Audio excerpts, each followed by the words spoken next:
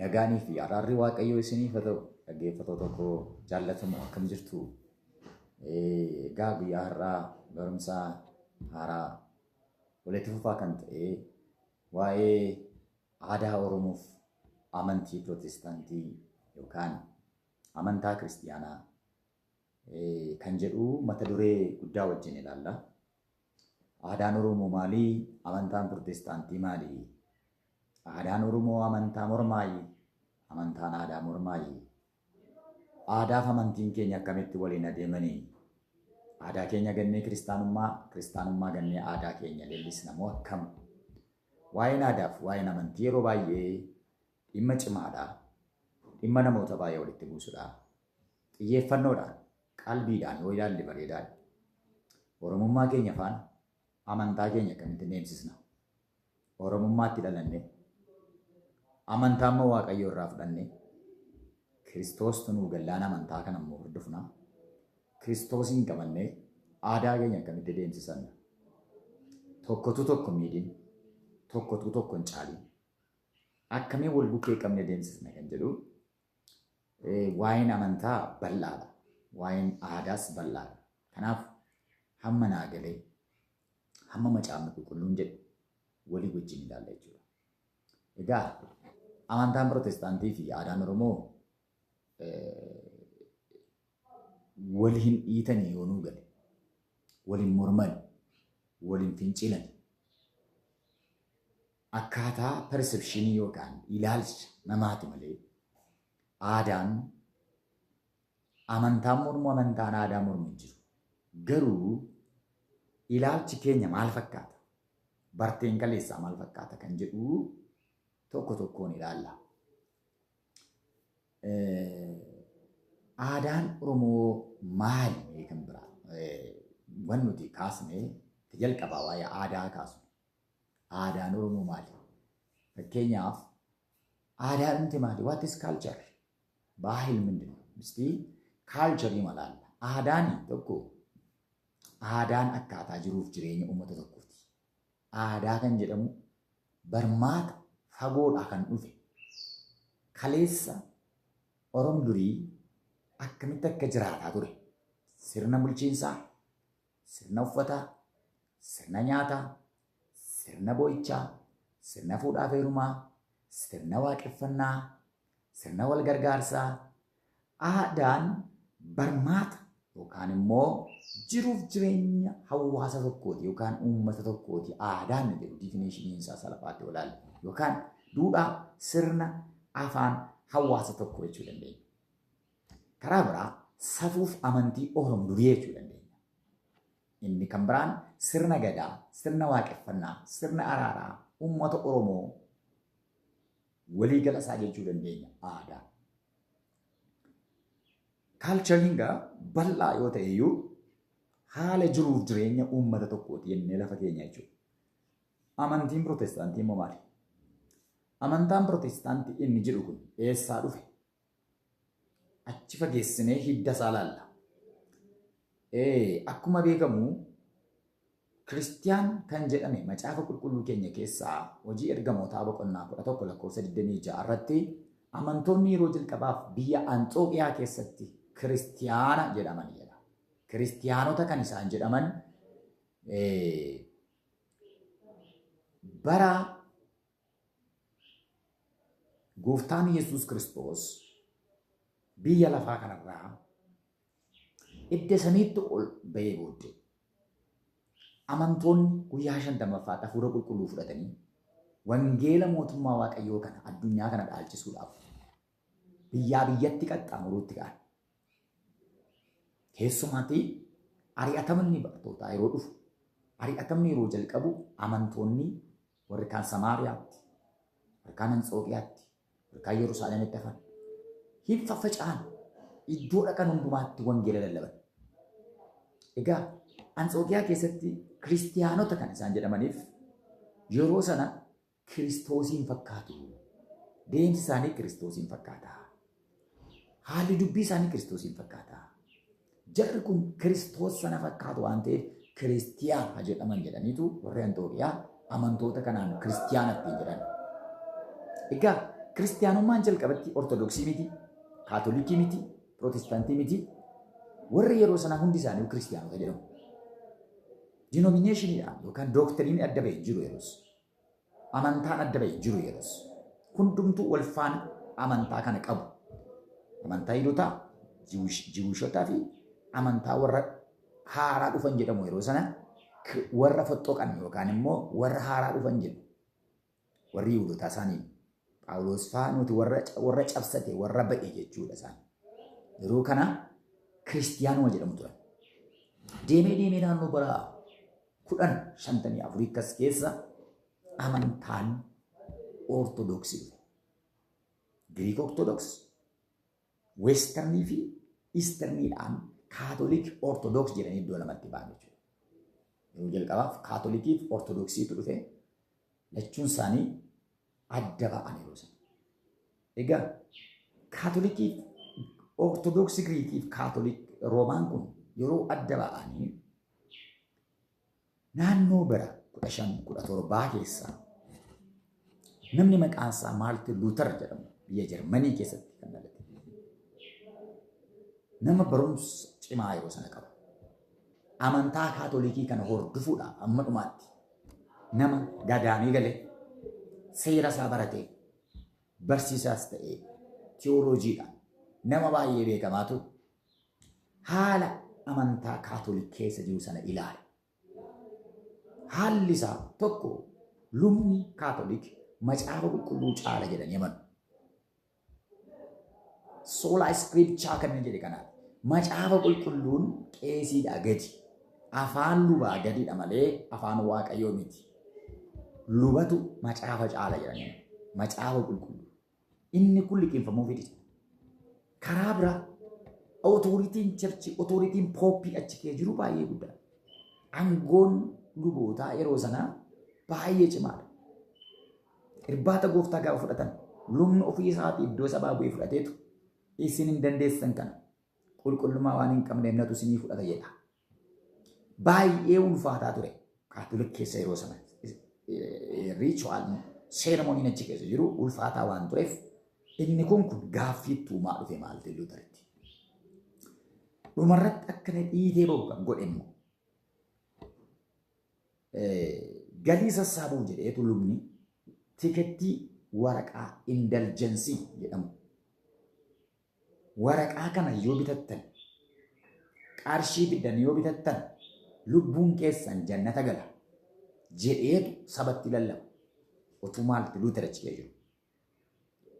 Isumaayyuu namni tokko tikeettii kana yoo bitate firrisa akaakansaa akaakayyuunsaa yeroo qilleensa kanaa waaqa kana gidduu dhaabata. Yeroo isin asii tikeettii kana murattan lubbuun namicha kanaa qilleensarraa gara jannataatti guutama jedheetu warra du'aniiru yoo bitaa jedha. Hiyyeessi iddoo qabu inni birrii hin qabne mootummaa waaqaatti hin galuu jechuudha. Kanaaf namni birriidhaan fayyatu hin taane namni amantiidhaan fayya qajeelaan amantiidhaan fayya jedheetu Roomee boqonnaa 1:17 fudhatee no I protest ani kana nan morma jedheetu pirootestaantii jedhee hundeesse jechuudha. Pirootest jechuun mormituu. Pirootestaantii jechuun mormitoota. Maal morman? Cubbuu achi keessatti hojjetamu morme. Teessisii harka 95 dogoggora Kaatolik keessa jiru hunda isaayyuu barreesseetu Wittenberg cherchii isaaniitti balbala cherchiitti maxxansee I protest jedheetu pirootestaantii hundeesse jechuudha. Egaa pirootestaantiin immoo akka kanaan achi jalqabe. Jarmaniidhaa ka'e biyyoota Awurooppaa waliin ga'e biyyoota Ameerikaa Afrikaa dhufee iddoo garaa garaa dhufee biyya keenya keessa immoo naannoo jaarraa 19ffaa karaa garaa garaa seenuudhaaf yaalii baay'een godhamaa ture. Marratti Oneesimoos Nasiib dhalataan Oromoo Suudiinitti kan barate macaafa qulqulluu gara afaan Oromootti geeddareetu sabni keenya amantaa kana fudhachuu qaba jedheetu yeroo ulfaataa sana keessaa dhufee gara kana fidan jechuudha. Gara Oromoo kana bira dhufan. Dr. Laambeen fa'aa kun Kiraaffaa kun karaa baay'eedhaan Pirootestaantiin gara Itoophiyaa dhufe jechuudha. Egaa Pirootestaantiin otoo dhufeen fuuldura hawaasni keenya maal fakkaata jettan? Waaqeffataadha. Sirna gadaatiin kan buludha. Amantaa duudhaa ganamaa eegee kan jiraatudha. Kanaaf Pirootestaantii yeroo dhufu tootalii amantaa waaqeffannaa dhiiseetu gara amantaa kiristiyaanummaa kanaatti galechuudha Oromoo baay'ee. Aadaa isaa qabatee, duudhaa isaa qabatee hin galle yeroo sanaa akka inni dhufeen isin warra mukatti sagaddan, isin warra jawwee soortan, isin warra abdaaritti sagaddan jedhameetu muka kukkutaa, abdaarii kukkutaa, lafa waaqeffannaa balleessaa baay'ee seexanizimiidhaan akkaataa warra seexana waaqeffatu jedhamuudhaan aadaa Oromoo balaaleffachuudhaan faranjootaan waan dhufeef akka namni aadaa isaa jibbu godhameetu dhufe yeroo dhufe. Kaalcharii keessaniin kottaan jedhamne miti. Aadaan hojii keenya, aadaan jiruuf jireenyi keenya hundi isaayyuu tootalii yeroo amantaan Pirootestaantii dhufu shiiftii ta'e jechuudha. Namni amantaa Oromoo isa ganamaa kana balaaleffachuutti ka'e. Amantaa seexanaati jechuudha. Laga jedheetu muka cicciruutti ka'e. Muka abdaarii namni balleessuutti ka'e. Distiraakti gochuutti ka'e namni. Isa kana gara fuulduratti ilaalla. Maal fakkaata kan jedhu amantaan Oromoos. Oriijinaalii ganamaa qabamoo faalameera kan jedhu tokko tokkoon seenaadhaan wal qabsiisnee ilaalla. Kanaaf amantaan Pirootestaantii yeroo dhufe akka uummanni aadaa isaa balaaleffatu godhameera. Akka uummanni eenyummaa isaa ignoor godhee uffata aadaa isaa illee jibbee waan hundumaa kan Oromummaa urgaa hundumaa isaa lafa kaa'ee totally the culture of Middle East. Culture Middle East isa wangeelarra jiru isa Abrahaam fa'aatii barreeffame totally akka namni achitti galagalu godheera. Inni kun sirrii moo sirrii miti? Inni ilaalla. Waaqayyo aadaa keenya mormu. Waaqayyo aadaa keenya mormu. Oromummaa keenyatti akka dhalannu kan godhe Waaqayyo. Waaqayyo eenyummaa keenya. Eenyummaa keetiin akka sabartu barbaada. Eenyummaa keetiin akka isa waaqeffatu barbaada. Yesuus aadaa jaraa kabajee gara isaanii dhaqe. Phaawulos aadaa jaraa kabajee dhaqe. Aadaa isaanii gachisiifne, aadaa isaanii balaaleffanne. Tarii kaalcharii wangeela mormu jira. Aadaa wangeelaa wal faalleessu jira. Jawweetti sooruun wangeelaan faallaadha. Nabratti waaqa biraan qabaatinaa waan jedhuuf. Mukatti sagadataan namni that is no right. Sirrii miti. Garuu aadaan fudhatamaan baay'ee jira. Aadaan uffataa jira. Aadaan nyaataa keenya, aadaan fuudhaa fi heerumaa keenya bareedaadha. Aadaa wal gargaarsaa keenya bareedaadha. Kaalcharii babbareedaa qabna. Aadaa babbareedaa sana gatuu hin qabnu. Kiristiyaanummaan aadaan taane nama gachiisuu danda'a. Aadaa walajjeesaa jiraate. Aadaan safuu duudhaa cabsu yoo jiraate. Kan Oromoon balaaleffatu yoo jiraate. Kiristiyaanummaan fudhatu. Amantaan Pirootestaantii aadaa koo isa bareedaan nan gachisiisu. Aadaa fokkisaa garuu Waaqayyo kan hin jaallanne. Oromoon kan hin jaallanne. Fakkeenyaaf aadaa fuudhaa fi heerumaa keessaa butii hin jaallatu Oromoonis. Jira waan jiru jira dirqisiisuudha. Kana sirni aadaas hin deeggaru. Oromoon garuu gochaa ture. Humnaan gochaa ture. Amantaan keenya balaaleffata. Mootummaan hin balaaleffata. Kaalchariin dhiisuu qabu jira. Akka hawaasaatti, akka uummataatti kan dhiisuu qabu ni jira. Kan gochuu qabu ni jira. Kanaaf amantaan Pirootestaantii aadaa koo morma. Aadaan koo amantaa kana hin jaallatu. Jedhee namni gamaa gamana dhaabatee Oromoon lama yeroo walitti falmu, yeroo wal lolu, yeroo wal dhawu, yeroo dhiiga walii dhangalaasu kanaaf jedhamee kun gowwummaa guddaadha. Akkaataa nuti itti fudhanneedha amantiin, akkaataa itti fudhanneedha aadaan. Beekumsi barbaachisa, barumsi barbaachisa. Sabni koo beekumsa waan hin qabneef galagalee jira, sagalee Waaqayyo. Beekumsi hin jiru taanaan namni waan xinnootti qabateetu waan baay'ee balleessaa oola. Kanaaf saba koo amantaan Pirootestaantii yeroo dhufe, iddoo ni dhufe, akkaataa ni dhufe, faranjootaan dhufe. Kan biraa yeroo fidan warri fidan sun gowwummaadhaan fudhatan. Waa'ee aadaa isaaniif ilaalcha hin goone, waa'ee aadaa isaaniidhaaf xiyyeeffannaan laanne baay'een isaanii balaaleffachaa dhufan. Gachisiisaa dhufan. Jibbaa dhufan. Ortodoksiin yeroo dhufe kaalchiraal saayitii Oromoo diigaa distiraaktii gochaa bakka sirna gadaa balleessan bakka odaa balleessan odaa cicciraa balleessaa bakka isaa dhabamsiisan distiraaktii gochaa dhuman eenyummaa dhabu eenyummaa Oromoo balleessaa dhuman. Kanaaf amantaa fi aadaan akkamitti adeemu wal bira akkamitti deemsisna kan jedhu kun xiyyeeffannoo guddaa barbaada. Qorannoo bal'aa barbaada. Gadi fageenyaan ilaaluu keenya barbaada jechuudha. Waaqayyo nu haa gargaaru. Egaa akkamittiin aadaa fi amantaa wal bira deemsisnaa kan jedhuu fi wangeela keenyas aadaa Oromoo sotuu ilaalle bareedaadha. Aadaa Oromoo sotuu ilaalle bareedaadha. Darbeettaanu keessa gadi fageenyaan maal fakkaata? Garaagarummaa tokkummaa aadaa amantaa Pirootestaantii immoo laalla. Garaagarummaan keenya maal? Tokkummaa nuyi waliin qabnu maali?